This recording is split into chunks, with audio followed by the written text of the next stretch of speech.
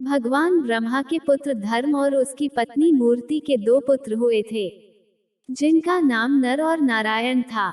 इन्हीं नर और नारायण ने द्वापर युग में श्री कृष्ण और अर्जुन का अवतार लिया था और धर्म की स्थापना की थी। श्री भगवद गीता के 4थे अध्याय के 5वें श्लोक में आप इस बात की पुष्टि कर सकते हैं। ये दोनों ही पुत्र नर और नारायण बद्रीवन में स्वयं के द्वारा बनाए गए पार्थिव शिवलिंग के सम्मुख घोर तप किया करते थे। शिव जी उन दोनों बालक से प्रसन्न होकर उनके द्वारा बनाए गए शिवलिंग में प्रतिदिन समाहित हुआ करते थे।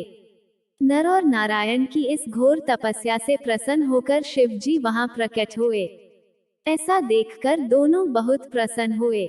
शिव जी ने उन बालकों से कहा कि मैं तुम दोनों की तपस्या से अति प्रसन्न हूँ। जो भी वर मांगना चाहते हो मांग सकते हो। तब दोनों बालकों ने भगवान शिव जी से विनती की कि हे प्रभु, आप तीनों लोकों का कल्याण करने वाले हैं, अर्थात हम सभी के कल्याण हेतु आप यहाँ सदा के लिए लिंग रूप में विराजमान हो जाइए। आज उसी बद्रीनाथ स्थान पर शिव जी साक्षात विद्यमान हैं। वहाँ 2 पहाड़ भी हैं जिनका नाम नर और नारायण है।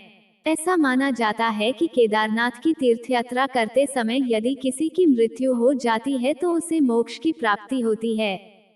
कुरुक्षेत्र युद्ध के दौरान पांडवों ने अपने ही गोत्र के लोगों को मारा था, जिससे शिव भगवान अत्यंत क्रोधित थे। पांडवों को जब इस बात का पता चला तो वे पाप मुक्त होने के लिए केदारनाथ शिव जी के दर्शन के लिए गए। शिव जी अपने दर्शन उन्हें नहीं देना चाहते थे क्योंकि वे अत्यंत क्रोधित थे। इसलिए शिव जी ने अपना भेष बदल लिया। वे बैल का रूप धारण करके पशुओं के झुंड में साथ चल दिए। लेकिन भीम ने भगवान शिव को पहचान लिया और उनका पीछा करने लगे। शिव जी को पीछे से पकड़ने के लिए वे भागे, लेकिन भीम केवल शिव जी का पीछे का हिस्सा कुबड़ ही पकड़ पाए, क्योंकि शिव जी जमीन में धंसने लगे थे। वह कुबड़ यानी कि पृष्ठभाग जमीन के ऊपर ही रह गया था। पांडव बहुत दुखी हुए।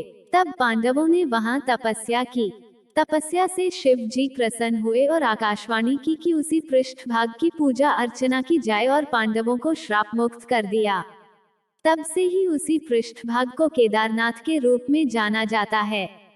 मंदिर के पीछे एक कुंड है जिसे अमृत कुंड कहते हैं, जिसका जल पीने से लोग रोग मुक्त हो जाते हैं। मुख्य मंदिर की बाईं तरफ किनारे पर एक शिव भगवान की मूर्ति है और मुख्य मंदिर से आधा किलोमीटर की दूरी पर भैरव जी का मंदिर है। ऐसा कहा जाता है कि जब मंदिर के कपाट बंद रहते हैं तब भैरव जी मंदिर की रक्षा करते हैं। मंदिर के ठीक पीछे एक छोटा मंदिर है। वहां शंकराचार्य की समाधि है। ऐसा कहा जाता है कि 4 धामों की स्थापना करने के पश्चात 32 वर्ष की आयु में उन्होंने अपना शरीर त्याग दिया था। इसी क्षेत्र में एक गौरी कुंड भी है, जहां शिव पार्वती जी का मंदिर है। मौसम के बदलाव की वजह से यह मंदिर अक्षय तृतीया अप्रैल महीने का अंत से लेकर कार्तिक पूर्णिमा नवंबर तक खुला रहता है। ऐसा कहा जाता है कि यह मंदिर पांडवों द्वारा निर्मित है।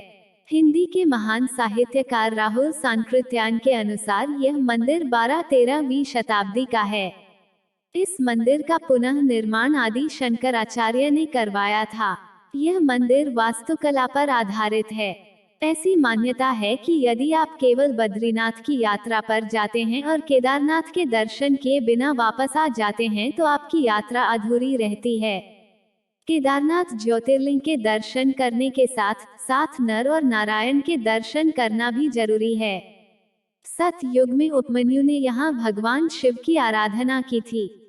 मंदिर के अंदर पहले हॉल में 5 पांडव, कृष्ण भगवान, शिव भगवान का वाहन नंदी, वीरभद्र शिव जी का संरक्षक, द्रौपदी और कई देवी देवताओं की मूर्तियां हैं।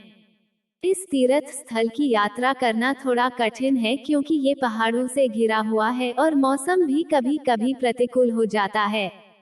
2013 में इस क्षेत्र में बाढ़ आने की वजह से यह क्षेत्र प्रभावित हुआ था, लेकिन मंदिर के अंदर का हिस्सा व मूर्ति सुरक्षित थी। ये तीर्थ स्थल अपने आप में ही एक अद्भुत स्थान है। केदारनाथ ज्योतिर्लिंग के दर्शन करने मात्र से ही भक्तगणों के संकट दूर हो जाते हैं। ऐसा कथा सुनने के लिए इस चैनल को सब्सक्राइब करें और लाइक करें, कमेंट में हर हर महादेव जरूर लिखें।